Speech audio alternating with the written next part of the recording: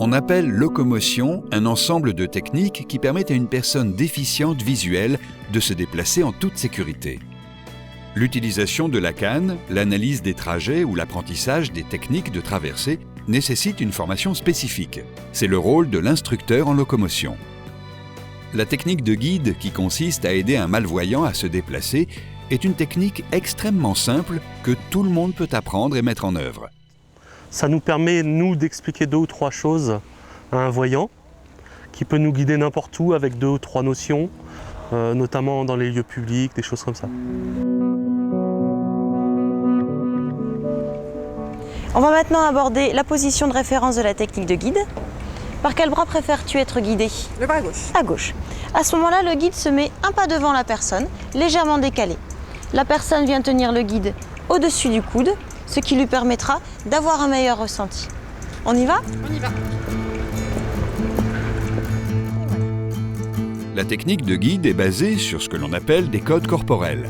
Cela signifie que c'est par son propre comportement que le guide indique aux déficients visuels qu'un obstacle se trouve sur son chemin. On compte 3 codes corporels. Le ralentissement indique un changement de direction, une modification de la nature du sol ou permet d'attirer l'attention sur un petit obstacle. L'arrêt est utilisé avant d'aborder une bordure ou un escalier, voire un escalator. Lors d'un passage étroit, la technique consiste pour le guide à passer son bras derrière le dos afin d'amener la personne guidée à se tenir juste derrière lui et à évoluer ainsi en toute sécurité. La technique de guide, grâce à ces 3 codes corporels, permet de maintenir une conversation sans forcément prévenir de chaque danger, de chaque dénivelé. Chaque code corporel, donc l'arrêt, le passage étroit et le ralentissement, met suffisamment la personne en éveil.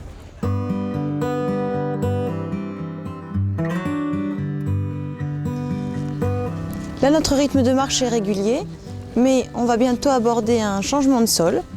On va devoir ralentir, tout comme lors des changements de direction ou lorsque le sol est accidenté. Je vais ralentir car on tourne à droite.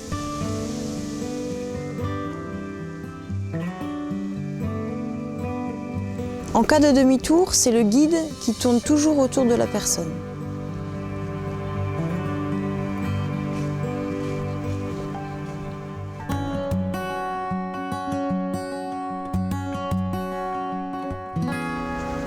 Il y a une poubelle sur le trottoir, on n'a pas suffisamment de place pour passer côte à côte. Donc je vais t'emmener derrière moi en passant mon bras dans mon dos. Oui. On passe à côté de la poubelle et on est reparti. On va maintenant voir le passage étroit, notamment ici une porte. Donc je vais vous emmener derrière moi. Je passe mon bras derrière mon dos. Et voilà. Là, on va faire attention, il y a des branches d'arbres qui tombent. Je vous emmène derrière moi.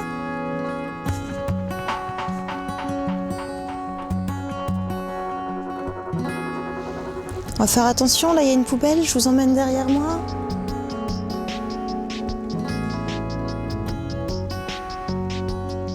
Et on est reparti. Il y a des branches d'arbres. Ok. Salut Laurent. Bonjour Mathilde. Ça va? Oui, et toi? Ça va.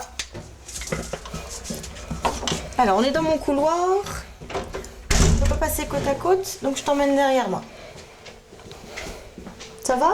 Oui. Tout va bien, il fait bon. C'est vrai. Hop, on peut se remettre côte à côte, on tourne à gauche et on va aller s'asseoir. Je te présente le siège. Je mets ma main sur le dossier et tu peux longer mon bras guidé.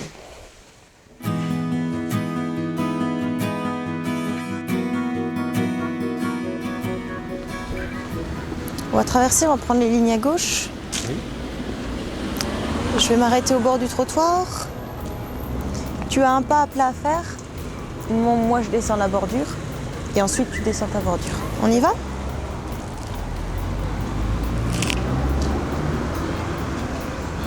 De même pour la remontée, un pas à plat à faire et ensuite tu montes la bordure. On va maintenant voir le code corporel qui nous permet d'aborder la descente des escaliers. Soyez particulièrement vigilants en vous approchant de la première marche. On descend ? On descend. Il est important de s'adapter au rythme de la personne que l'on guide. Lorsque je m'arrêterai, Valérie saura qu'elle n'a plus de marche à descendre et on repart avec notre rythme de marche normal. Je m'arrête au nez de la première marche.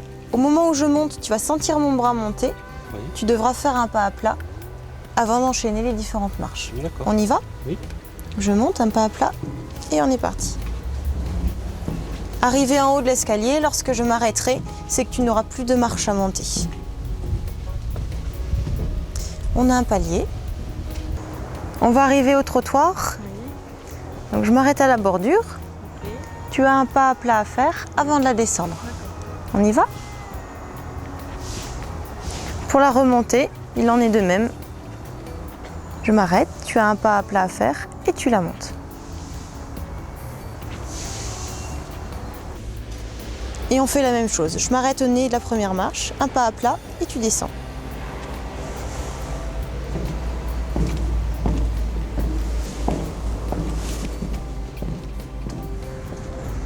On va aborder un escalier. Je m'arrête au nez de la première marche. Tu as donc un pas à plat à faire avant de descendre ces escaliers. On y va ? C'est indispensable de passer par toutes ces étapes, que ce soit la canne pour moi qui suis pas encore, qui suis pas non-voyant mais malvoyant, et puis la technique de guide, et après vient le chien. Ces trois éléments distincts et qui viennent se compléter selon les moments de la journée, les situations. On n'a pas toujours le chien, on n'a pas toujours la canne.